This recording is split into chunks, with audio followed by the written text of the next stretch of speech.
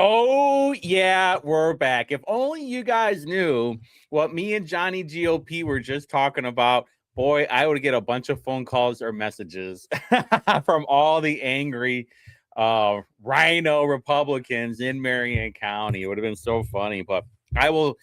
You guys probably have a pretty good idea. But anyway, 8 o'clock p.m. Tuesday night, Chateau de Mars Hill Studio/Network, Whitty Reviews. We are back. It kind of feels like I've been gone for a little while. I did the Saturday show the first time this year, and I don't think I was rusty at all. I just was sober and didn't have nearly as good a time as I normally do when I've been having a little bit of that drinky poo. But we got a mixed bag today, like complete bipolar bag of what's going on tonight. Really going to talk about like the state house stuff. Let's talk about this hemp bill. Let's start off with the hemp bill that I'm sure some of you guys will not like or will like. I'm not sure, depending where you are on with the whole wacky tobacco, the electric lettuce.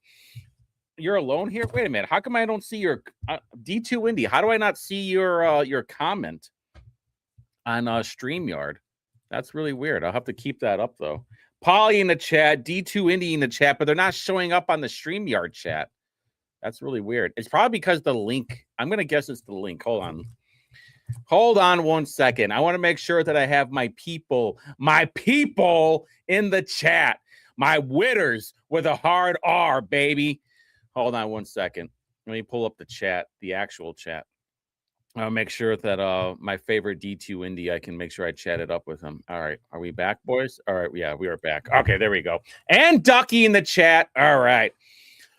Cool. All right. So we're good. We are good over here. We're good over here. All right. So I talked about the hemp bill a little bit last night.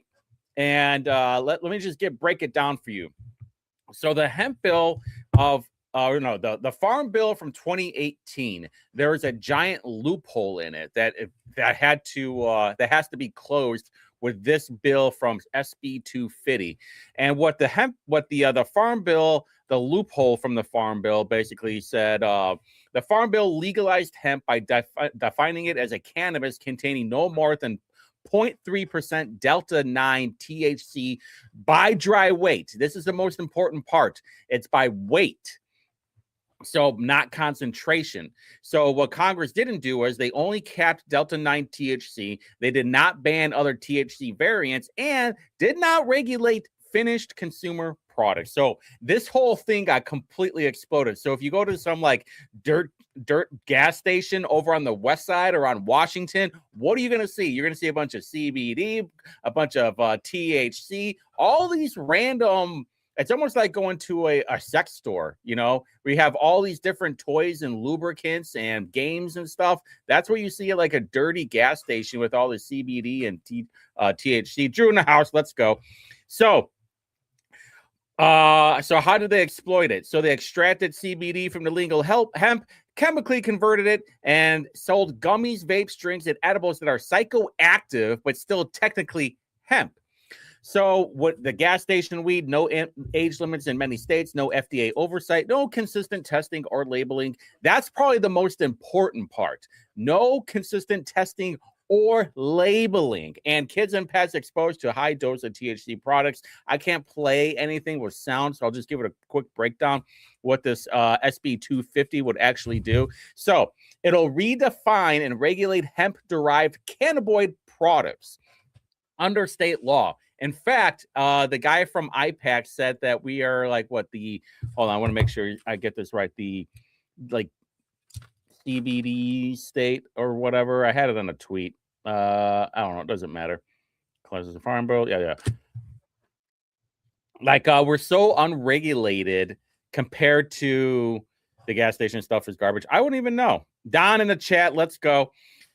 Basically, we are less regulated than states that have legalized weed. And a lot of this comes down to two things. It comes down to the OWIs, and I don't know how they're testing it, but this bill actually, I think it has something to do with OWI testing as well, which is really good. But most importantly, it has to do with all the kids that are all these massive amounts of poison controls. We actually just saw one on Indianapolis Watch the other day about like 3 kids over in some dirty hotel on the east side they had to call poison control because they got into some THC gummies. Now, Sun King sells THC drinks. I don't know if you've ever had it, Drew. I would like to know your experience on it. But basically, they would kill their industry because it's not regulated, because the amount is going to be so low. Remember, it was the weight of what the loophole was. So instead of weight, they're going to go off of milligrams. And so it's going to be by the servings of it, not by the weight. Also would establish a dedicated supported by dedicated fund supported by permit fees, excise taxes on distribution, and application fees to help cover these costs. As usual, the whole thing is going to be regulated, but you have to have permits. It's going to go through the Alcoholic and Tobacco Commission, because basically what they have discovered in the past is if you say, oh, if this thing isn't allowed for people this age, therefore it shouldn't be for that age. So if you put in the hemp with the Tobacco and Alcohol Commission, you'll say, hey, it's all going to be 21. Which apparently it is not a thing right now in Indiana, which I thought it was. I thought the whole thing was. And they were mostly focused on just getting you high. So, yeah, that's basically where we're at with the... And because I don't know, maybe a D2 Indy and Ducky and... no, thanks, Brad. By the way, oh, yeah, I love this because I thought about spurging out a little bit on social media. I'm glad that Brad's in the chat. About it's like, oh, it'll fix the roads. Dude, if you guys have learned anything from government, it is they have no idea how to spend our money properly. Okay, we wouldn't even need a lot of this stuff if we just stopped wasting money on bullshit stuff. I'd even make an argument that our roads are overpaid, not overpaved, but we are overpaying for our roads from these construction companies that give massive amounts to our elected leaders. And by the way, this is all over the place. California, what was it, like $15 billion on a mile of the Skyrail or whatever? Dude, just because there's more money going into the state doesn't mean they know how to spend it properly. Otherwise, we wouldn't need toll roads. All right, so moving on from that, let's see. Let's talk about today. This is going to kind of be an appetizer for tomorrow Indie Reporter show. It's going to be CBD isn't your thing. Wow, that's interesting. Must regulate, must tax, the important stuff. Yeah, pretty much, Don. Yeah, everybody wants their cut of the pie. They all want that stinky fingers, is what it is. They all want a little bit of a taste. All right, so there is a bill in the House right now, HB 1042. So basically, it would allow the pension funds to invest in crypto.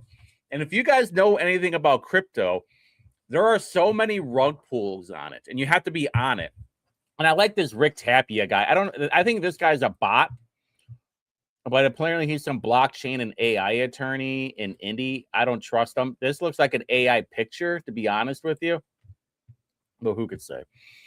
But anyway, so there was it got talked about today, and Ed Delaney was talking about it. And I was like, I cannot believe right now. I cannot believe my ears. Ed Delaney is agreeing with me because he was pointing out how volatile it is, about how volatile crypto is. And then I was like, well, what's going to happen? Which is what I always say.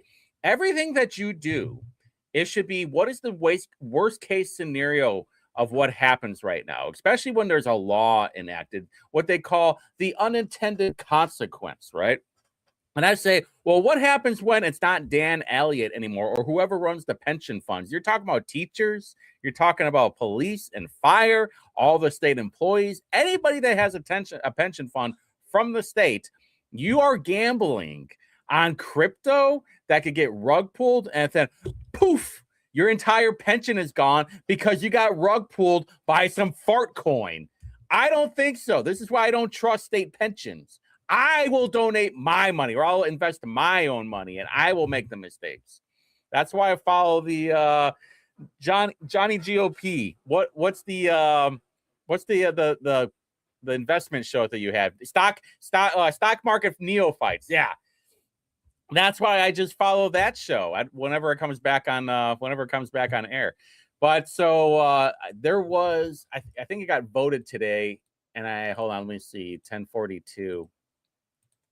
I think it was talked about on the floor too. 1042. Where is it? I thought it was talked about. Oh, okay. So it went through engrossment. All right. So it's got to go to thirds. That's where it's going to get interesting. What were the two amendments? Oh, they both got failed. Okay. Oh, no, there it is. Yeah, they all failed. Except for Kyle Pierce, who runs the bill. All right. So Stark Market Neophytes, baby. There we go. Reminds me of the school board member brag. Oh, dude, we got to talk about that too. Wait, everybody in the chat, who is the chair of the Franklin Township GOP? I forgot. Drew, you told yeah, we have to find out about this guy because apparently he was really bitching about data centers. We really have to figure this whole thing. Joel Bragg? Wait a minute. Joel Bragg's married. Drew, put in the chat what you told me earlier. All right, so, but while you put that on there, I want to talk about this intelligent speed. This was talked about today. I have to go back and listen to it, and I don't know how they're going to handle this whole thing. Oh, not Gabe. Oh, not Gabe is in the chat. Did I miss that? Joel Bragg was there tonight, and he was speaking about the Franklin Township stuff too, right? Where is the not Gabe at? Oh, anyway.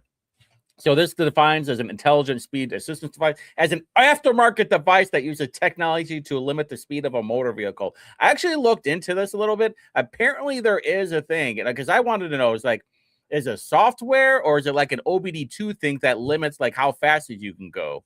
I have to go back and listen to it. Listen, I know my stuff about cars, man. I know how this whole thing works. I want to know exactly how you're going to work this whole thing. All right, let's talk about the bill that really pissed me off today. HB 1001. This is the bill. This is a priority bill of how they're going to solve the affordability crisis for housing. And I am here to tell you, it is not going to work. This does not apply to single-family homes. This is only for apartments and townhomes. And the Realtors Association is obviously gooning off this whole thing, mostly for townhomes or if you sell and buy apartments. All right, so what this bill... Hold on, let me pull this up real quick. I thought I had it. Hold on. Oh, there it is. Yeah, it's right in front of me. All right, so what this bill basically does is that it's going to reduce a lot of regulation. And I'm not the biggest fan of regulation, but I've also lived in a lot of apartments. And what's the number one thing that you know that you need in an apartment complex? It's parking. You either a designated parking spot or, hey, it's free-floating parking for everybody, but you need to make sure that you're actually able to get a spot. That is the problem. Unless you have a designated spot. So what this would do is say, hey, you actually don't have to have more parking than what you're supposed to have. And in this bill too, there was a few other things that really didn't matter. Oh, let me pull this up real quick. SB1, where is it? Hold on, I had it here. 1001. Oh, here it is. It's bill housing regulation. Blah, blah, blah. Okay, local governments could spend a small amount of time tracking. Okay, so it places limits on parking requirements, stopping local governments from regulating design elements. So basically, you could just have like a gray box, which is probably what you are going to see more of, requiring mixed use and multifamily housing to be permitted in commercial zones, limiting local rules about lot sizes, density, setbacks, and building bulk, which means also there's a spot in there that if you are a religious institution, you bought land before January 1st, 2025, you can build affordable housing on there. Have you guys heard of Epic City? This is this massive Muslim community that they wanted to build over in Texas. So basically, get ready for the system to be completely exploited and abused by all these. I would imagine something like that's happening in Minnesota. So imagine all these Jeets basically having their own Indian territory, as that they'll use it as a religious institution. You're never really going to see this with Bragg. Joel Bragg was not speaking. Oh, he was there tonight, but he was not speaking. Who was speaking then?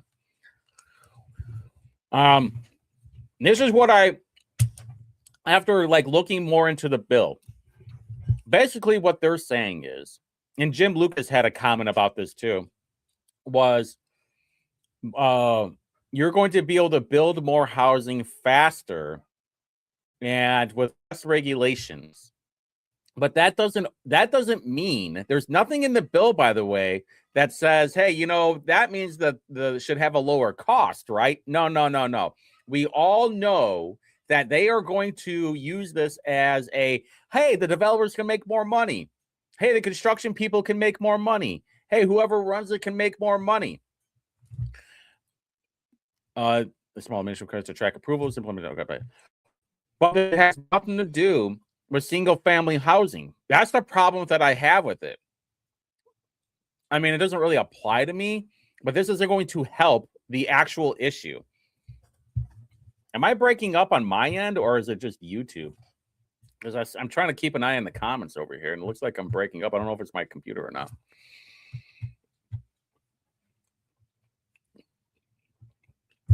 It doesn't help people buy a home either. It doesn't say, hey, we can have less regulations on single housing. I think this mostly has to do with dense housing. And it was actually, I think it was the guy who was running the bill. I think it was Doug Miller.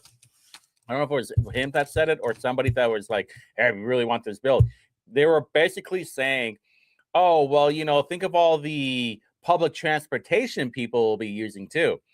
This is the precursor for the 15-minute city. You're going to have all these ugly, cheap built apartment buildings with less regulation, with no parking, and you'll have no way to transport yourself except for relying on Indigo or any public transportation that people might have, or that any community might have. And because what their whole idea is, hey, if we have more of these, the market should say, we don't know when, it could take a couple of years. By the way, the whole point of this bill is they're expecting the market to automatically lower rent prices, in which they did this in Austin. And everybody likes to bring up Austin because, like, hey, we lowered up regulations and we were able to build more housing, and then the rent was cheaper. Well, do you want to know why it was cheaper? Because you're actually getting less. I looked into this a little bit. The pricing is pre-2020 levels, but you're also losing like 100 square feet.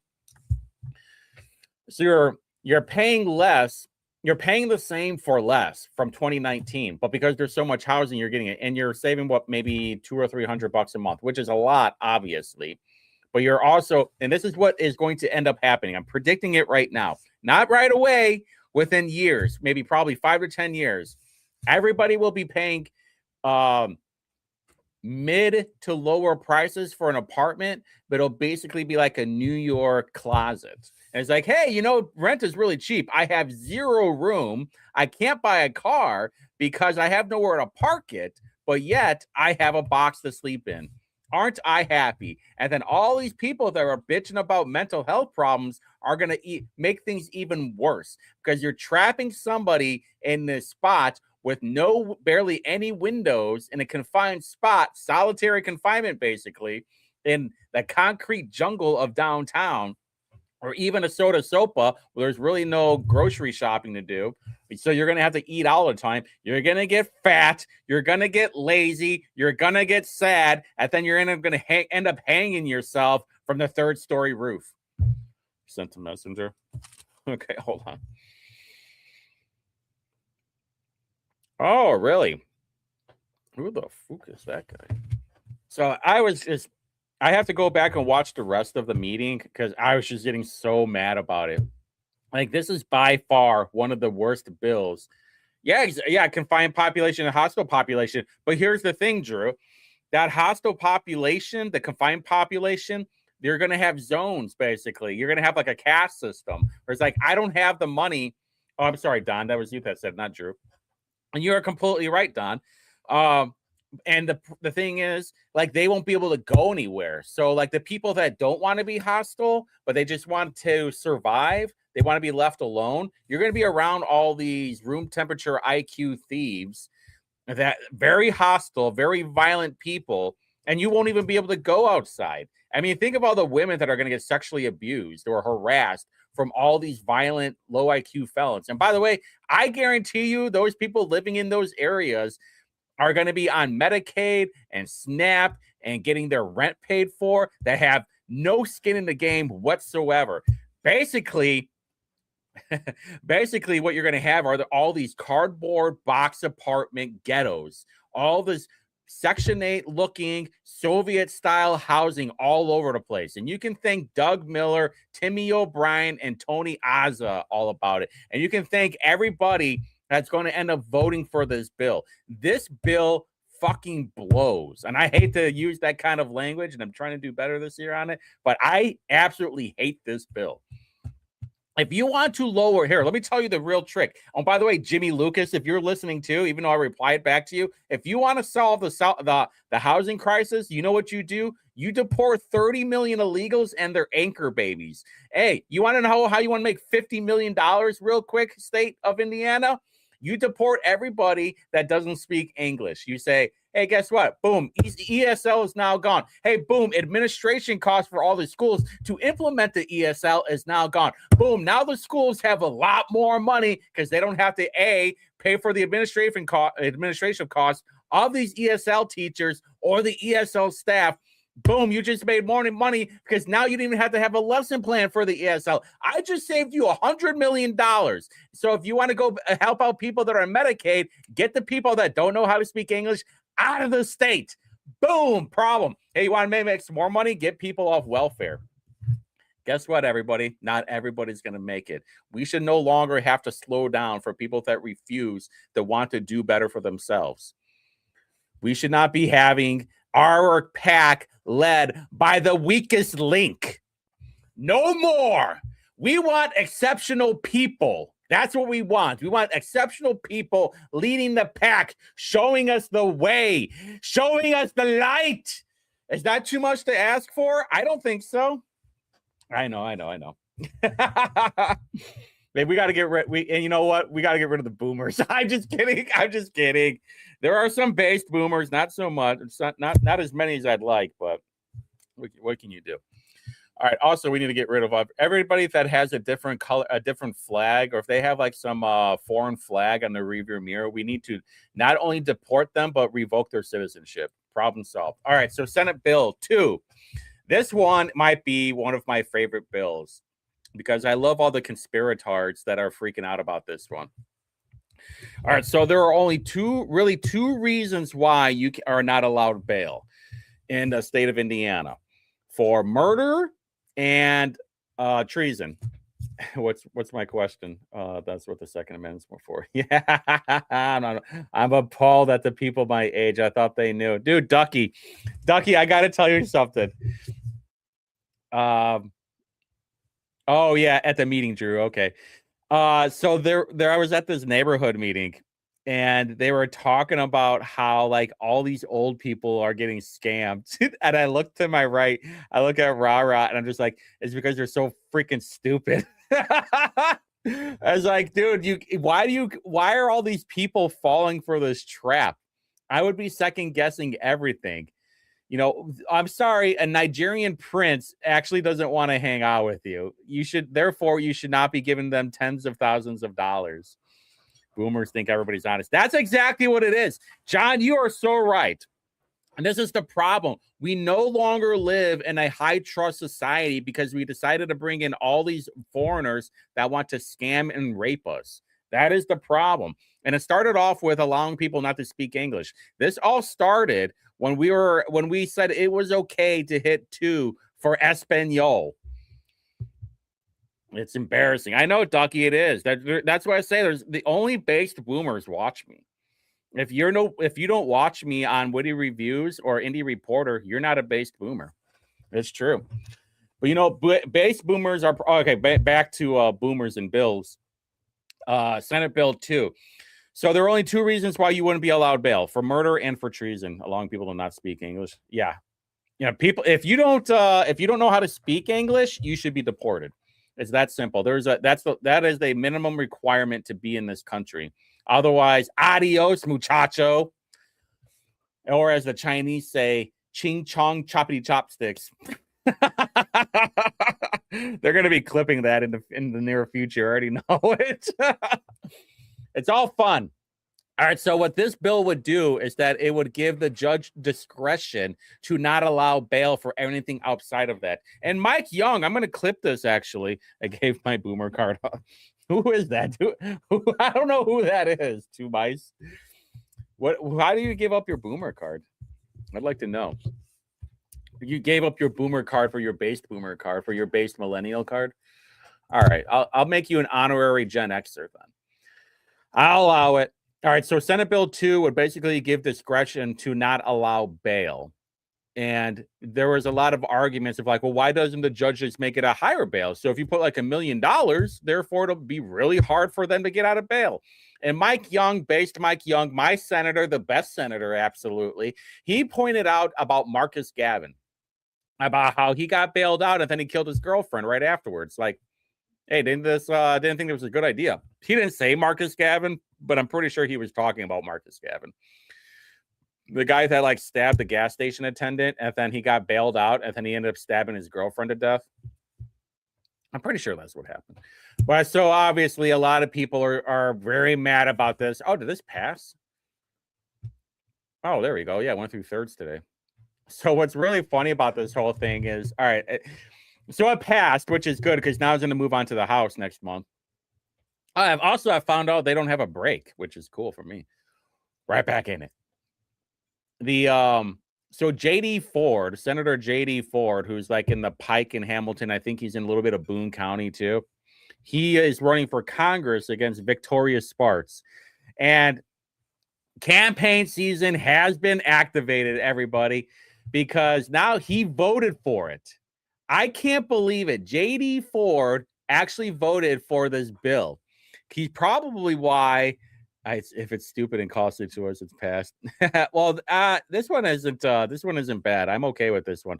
The problem is all the conspirator bros are just like, that means they'll take away bail if I got caught for jaywalking. And I would say, dude, we're in Marion County. This still gives judges discretion. It's not a mandatory thing. It's not like, hey, you are a violent offender. This gives the judge the option to reduce bail or to not allow bail if you are a violent offender, instead of saying, oh, we're going to give you $1 million bond. Like that guy that was arrested 99 times. Where are you? Wait, I don't even see you on here. How are you not in the chat? I don't see you on here, not Gabe. That's funny. Yeah, I don't see him in the chat. Yeah, you're ghosted in the chat. How is that possible? Oh, okay. Oh, there you are. You're in the... Okay, I see you now. All right, cool. I can drop this now. Now the chat's back. Now we're good. Now we're back. Yes. The answer is yes. So, but it's really funny because he voted yes on this to look like a moderate Democrat, but then he has a bill for the prohibition of race-based hair discrimination. This bill will prohibit race discrimination based on traits historically associated with race, such as hair texture and protective hairstyles. It's so funny. Dude, I swear to God, I'm going to grow my hair long, and I'm going to have, it's going to be in dreads. Or what is it? No, I'm going to cornroll it is what I am. I'm going to put cornrows for next year when I run for mayor.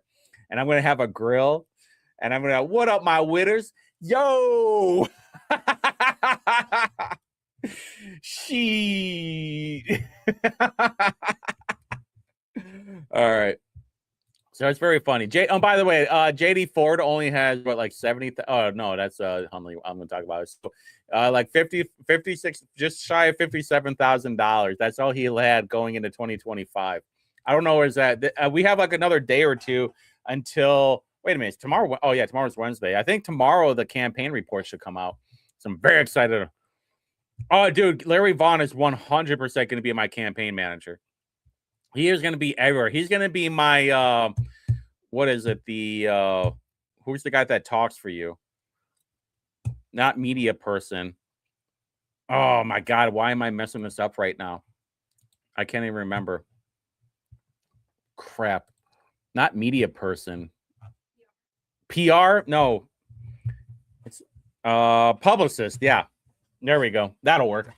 All right, so HB 1002 has to deal with, there was an actual amendment today, too. Apply a budget to all active. Yeah. So HB 1002 has to do with trying to lower utility rates. And the massive problem that I have with it right now is applying a budget plan to all active residential customer accounts. That means if this bill passes, you are automatically on a budget billing plan. Now you have the option to opt out, but why should I be forced to be on a budget billing plan, man? I pay my bills, all right? And I know why, because they want to make sure they know it's like, well, we know that we are all going to be getting this amount of money, all the utility companies. Now there was an amendment today. Let's see if I think it was House amendment. No, there's not. I thought there was a House amendment. Wait a minute, committee amendment.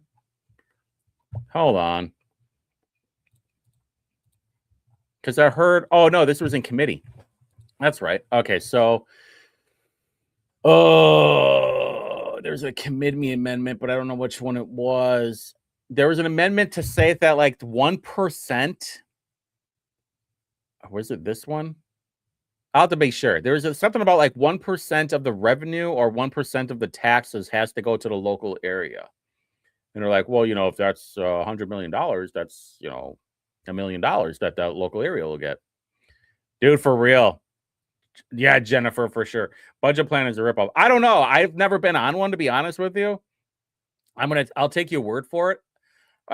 From what I understand, it's because so you don't have like sharp rises in your electric bill. Like right now, like my heat is kicking on all the time because it's so damn cold out. So I imagine it's something for that. But it's like, well, then it feels like you're gonna be overpaying then. Natasha's saying moose and squirrel. So true, Ducky. Dude, real people know about Bullwinkle. Rocky and Bullwinkle, man, what a throwback. It was awesome. All right, so I will be keeping an eye on this. I think it's still in committee. Hold on, let me check real quick. It was in there. That was Tuesday. Everything's all the records are now on there. So, oh no, okay. So it's going into the House for. Oh no, it all passed too. Hold on, show the bill documents. All right, here we go. Exemption from state road prohibition, public utilities. Hold on, utilities. Prohibition on utility reconnection rates. Huh? That was an amendment. I don't know if it passed or not. What is it? Hold on. Is using section total monthly residential bill amount respective to fixed term subsection reflecting monthly. Okay, I'll have to go back and watch it. But David Waters was there in the committee, and he like laid out as a ripoff. Okay, so budget plan is a ripoff. All right, 2 people confirmed, and I bet they can bury fees and extra charges. We have no idea. Oh, 100%. I mean, I think that's the killer right there. I think that's a great point. This is a budget plan. Hey, trust us. We're the utility company. We know more than you guys. While they're charged, they're gonna have like a fee for even having a budget plan. I would not even be the least bit surprised. All right, so I will look into this more. I'll be talking about it during the Indie Reporter show tomorrow. Have a lot of justice for Haas for sure. There's a lot to talk about. All right, so I want to talk about the last 20 minutes, give or take. What was talked about during the Senate floor and House floor. Let's do the House floor first. A couple of couple of bills that I was very interested in. This the Senate? Oh no, it's the House. All right. So on one of them, there was a straight ticket voting that was in there for seconds. There's also a bill in the Senate for prohibiting ranked choice voting, which is fine by me. But the thing I want to pay attention to most is the third reading. Because this is where the roll call is made. This is where everything's going to get switched over to Senate. And we're on Hager's religious education bill. I don't think anything happened to it. Is there a fiscal on there? Let's take a look. Let's see what Haggard. I doubt it. I don't think so. They have what is it? The 29th. What's today? They have 9 days until the last day of third. So if it hasn't been heard by now, it's definitely not going to get heard. Digital 7 schools funding a religion. No, that would be a negative, Ghostwriter. So let's see, where is it? Permissible supervised staff. Okay, local regulation from Presto and Soliday. This one, I actually talked about this one in Twitter. Results. Okay, I think this was the utility. Yeah. Okay. The reason why I liked this bill is because it prohibits a county or municipality from adopting or enforcing utility usage data ordinance. Why do I like this bill? Because a couple of years ago, Indianapolis forced everybody, all these industrial areas or commercial areas, to report their usage. And I forgot what her name was. It was Mo. I'm pretty sure she's a lesbian too. Don't quote me on that, but she looks like one. And she was basically pointing out, is like, oh, well, you never know if these people want to have a lower, do they know how much they're paying in electricity? Well, we should let them know. And hey, maybe you want to have different bulbs on there. Maybe you should insulate your area anymore. It's like, dude, these are business owners. You don't think that they want to make sure that they have less overhead? They probably already done it. But in this bill, it prohibits any of that reporting anymore, because apparently this year they're going to start getting fined, which is kind of crap. I don't know much about the first session, but the first part of it, who voted no on it? I imagine all the Democrats did. Let's see, Arrington. Yes, all of the Democrats voted no on this, probably because of the usage part. All right, so what else is this regulation of stablecoin? This has to do with crypto, and in the committee meeting, they were saying like stablecoin is like a dollar-to-dollar match, but then I have to go. I kind of want to go back and watch it because I know there are a lot of talks about it, and very interesting. I mean, this is why Ireland is top G for sure. Him and a few other Republicans voted no on stablecoin, which is awesome. Listen, you guys can have your own opinion on crypto. I think it's a scam. And I think there was one for, I don't know what a proxy advisor is, but I will trust Ireland's opinion on voting no on it. Wow, Mo had voted no on it too. All the Democrats voted no on it, on a proxy advisor. Apparently, there's this really in the weeds thing. But Kyle Pierce has had some really weird bills, especially with crypto and the kiosk and stablecoin and this proxy advisor. This seems very much that he is at being asked by a lobbyist for this to get through and to have a bill on it. Let's see. There is a bill. I'm pretty sure it'll get thirds tomorrow, Thursday, if I had to guess anyway, on the regulation of investment in cryptocurrency. I want this thing to fail so bad. I would imagine that Dan Elliott wants it so he can kill your pension funds. But the option to conduct municipal election in even years. So during the summer, the Secretary of State's office had a bunch of meetups and town halls on, hey, what do you guys want for elections?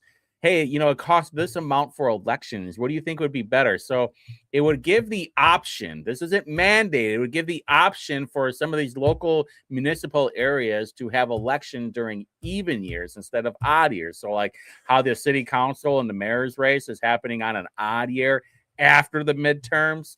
And there's a lot of arguments. It's like, well, I think he lives in there, doesn't he? I think he lives over in the Eagle Creek area. Isn't that Sparks District? But yes, I do agree that if you're running for Congress, you should live in your area. Unfortunately, that's not the rule. Let's see. I think that was it, right?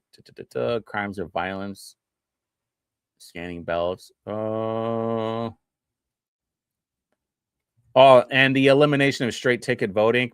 I'm fine with getting rid of this, by the way. I'm fine with getting rid of straight ticket voting. It's not going to change anything.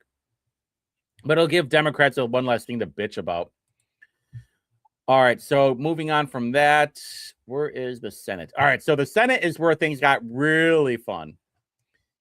Well, we still haven't done the E-Verify thing yet. I'm really worried about where's Liz Brown's immigration bill. There's something going on. I don't know what it is exactly, but this thing was heard in past committee during the redistricting talk. And so for some reason, we are 9 days away from the deadline for third reading, yet it still hasn't been brought up for seconds yet. Very weird. I don't understand it. Also, E-Verify is basically dead. They had an amendment to basically eliminate a lot of the stuff. I don't like it, but we'll see what happens with it. Are the things that they really talked about a lot: the wireless communication device policy. Which one? Who makes you, Will? Sparks or... So this has to do with students using cell phones in class. Now, the problem is that they're not sure how they're going to enforce it. There was a bill last year that passed and became law for this, but the enforcement mechanism really isn't there, and there's still talk about it. The other thing is, like, well, what happens if you have a smartwatch? What happens if your phone is in a cubby? Oh, Liz Brown, yeah, for sure. What happens if your phone is in a cubby and you have a smartwatch on? Therefore, you can still use an electronic device, a wireless communication device, right? Also, how much is this going to cost if you have a cubby? I think the Fort Wayne schools, they spent like over $200,000 on bags. I would say just put some cubbies with a Faraday cage around it, and then you're fine. Or you start beating the shit out of these children. Pick your poison. I don't care. Allow the ruler back. What do you think? Some of you guys in the chat right now are probably very familiar with the ruler or the spankings, maybe. I don't know. Put them in the fucking boo box. That's what I say. You really want to solve some things? Put them in the boo box. All right, so interesting spread, though. There was a mix of Republicans and Democrats that were not a fan of it, including Jim Tomes, Greg and Kyle Walker, Ryan Mishler. Interesting. Aaron Freeman is probably by far the one that I did not expect, but it did pass, so it's going to be getting moved over. Gene Lysing, interesting as well. Did not expect any of those, especially Freeman. And I think he has children, so he's like, well, how are you going to do it? And it was what was really, bring in the paddle. What I thought was kind of funny is they were throwing all these wacky ideas, and then Lakeisha Jackson is like, what happens with these school shootings? And they need to make a phone call. What are we doing? Or what happens if I'm outside and they insert sports ball and the time changes of when it's going to happen or gets canceled? How am I going to get picked up? It's like a completely different world. Everybody in the chat has lived a life without cell phones. And now all of a sudden these boomers or all these older people, legislators, are like, well, how are you supposed to have these kids not have their cell phone? I don't know. Probably like how the rest of us did it. Maybe they need to be disconnected from their phones in general. Yeah, we had to walk. Yeah, exactly. Uphill both ways is right. In the snow every day. That's right, John. For sure.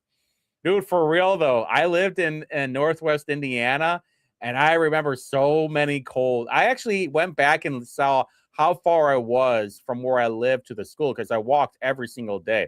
I think that's why, Jennifer. Yeah, I think that's why. Because Freeman wants to make sure that he can get a hold of his children.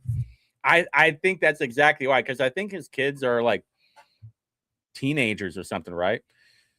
No, text me what I'm answering. Right on. Barbara in the chat. Let's go. Vic in the chat. Let's go. Love you too, Vic. Children were paddled when I was a kid. That's what I'm saying. I feel like I got spanked. I mean, there were kind of birthday spankings, and I didn't have a problem with it. Kids are pussies now. Good grief. Their parents are too. So true, Jennifer. So true.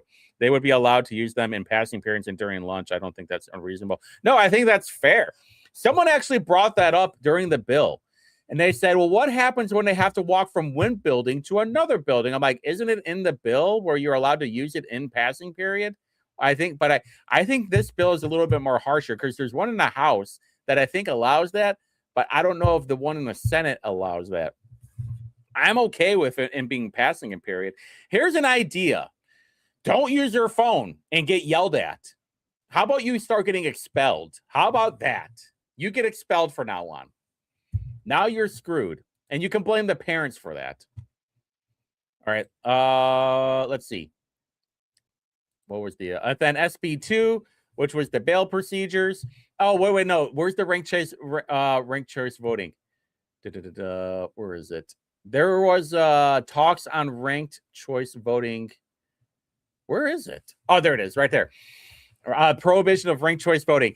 So funny that Greg Taylor goes into the podium, goes onto the floor, goes up to the podium and says something like, "Hey, we need to focus on affordability." And then I go like, "Oh, what bills did you file this year, Greg Taylor?" He has a Senate joint resolution for what is it? Crap. I was on such a good roll. It was for voting though. What is it? Hold on. Ballot measures, ballot initiative, and referendums. He has a bill for a ballot initiative and referendum. Not one single, I don't think he has a single bill that has anything to do with affordability. So what are you talking about, gray zone Greg Taylor? That's what I want to know. All right, last five minutes. This bill, I'm sure you guys saw on Facebook where I called Greg Taylor a piece of shit. Yeah, he is a piece of shit. So in here, he was talking about law enforcement and civilian oversight boards. Now, Josh Bain and Michael Paul Hart, that little weasel, even though he did make a good point, he made a good point, but also got put on last.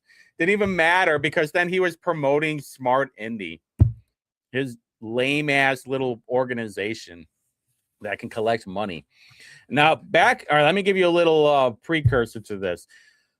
Last year, Michael Paul Hart and Josh Bain put out a proposal that would allow the General Orders Board to no longer enforce policy. It was meant as more of an advisory role. And the biggest reason why is because there was hardly ever any quorum. These people that were appointed to the civilian oversight and the General Orders Board, they weren't showing up for meetings. In fact, one of them had a lot of anti-police rhetoric, but somehow he still became a board member.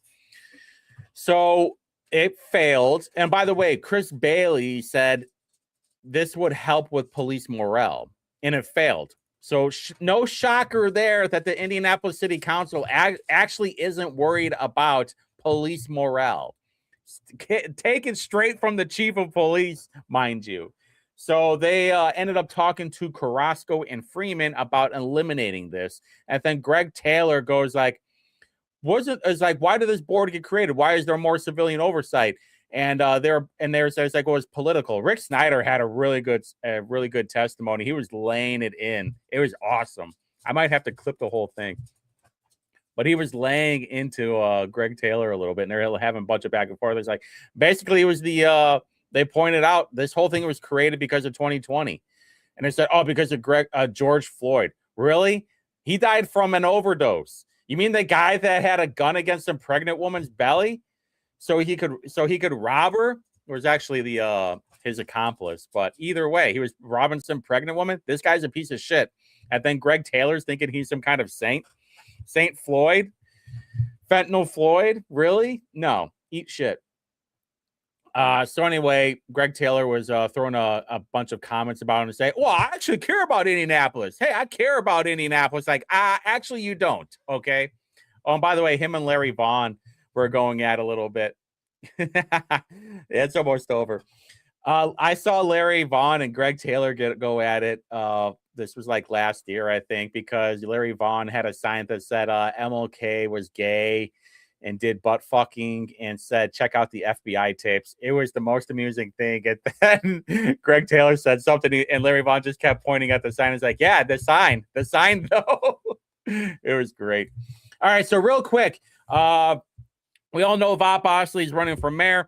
He has going into 2025, he had over $300,000 in his coffer. Andrea Hundley, who said she is not running for re-election, has less than $40,000 in her campaign report going into 2025.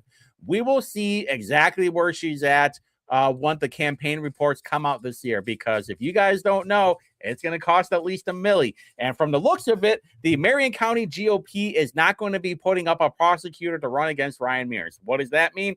It's going to be rich bald white guy versus rich bald black guy for the Democrat primary next year, which will be very interesting. I've been saying this for a long time. Have Courtney Curtis run again for prosecutor. She's part of IPAC. She's very well spoken. She doesn't take any shit from anybody, from what I've noticed, and she knows her stuff. I love it. Just take my advice, Natalie Goodwin. Whenever you get out of your coffin, whenever the sun goes down and you rise from your coffin, like some blood-sucking wench. All right. Anyway, that's enough for me. Make sure you follow Indie Reporter tomorrow. Yeah, great job. Great job at doing nothing. Make sure you tune in for Indie Reporter on Wednesday at 8 and Friday at 8. And I will be having a Saturday show at 8. It should be glorious. It'll be fun. You guys have a great night. Make sure you tune in for Mouthwash coming in at 9 o'clock Eastern Standard Time on the Chateau de Marcel studio. Love you guys.